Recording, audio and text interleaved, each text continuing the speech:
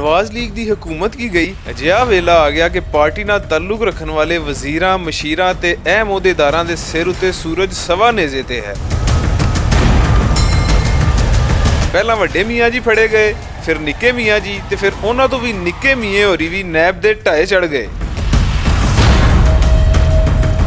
ਇੰਜ ਲੱਗਦਾ ਹੈ ਜਿਵੇਂ ਨੈਬ ਨਵਾਜ਼ ਲੀਗੀ ਲੀਡਰਾਂ ਨੂੰ ਕੁਕੜਾ ਹਾਰ ਫੜ ਕੇ ਆਲੇ ਵਿੱਚ ਤਾੜੀ ਜਾ ਰਹੀ ਹੈ। ਰਾਣੇ ਸਨਾਉਲਾ ਤੋਂ ਬਾਅਦ ਹੁਣ ਸ਼ਾਹਿਦ ਖਾਕਾਨ ਅਬਾਸੀ ਹੋਰੀ ਵੀ ਉਸੇ ਮੋਟਰਵੇ ਤੋਂ ਫੜੇ ਗਏ ਨੇ ਜਿਹਨੂੰ ਵੱਡੇ ਮੀਏ ਹੋਰੀ ਆਪਣਾ ਵੱਡਾ ਕਾਰਨਾਮਾ ਦੱਸਦੇ ਸਨ।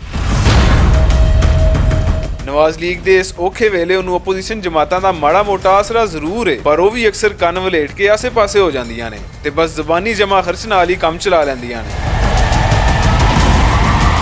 ਬਹਰਹਾਲ ਇਸ ਔਖੇ ਵੇਲੇ ਵਿੱਚ ਵੇਖਣਾ ਇਹ ਹੈ ਕਿ ਨਵਾਜ਼ ਲੀਗ ਦੇ ਖਿਲਾਫ ਲੱਗੇ ਇਲਜ਼ਾਮਾਂ ਵਿੱਚ ਕਿੰਨਾ ਦਮ ਹੈ ਤੇ ਜੇ ਇਲਜ਼ਾਮ ਮਾੜੇ ਨਿਕਲੇ ਤੇ ਫਿਰ ਨਵਾਜ਼ ਲੀਗ ਦੀ ਸਿਆਸੀ ਤਾਕਤ ਪਹਿਲਾਂ ਤੋਂ ਵੱਧ ਜਾਏਗੀ।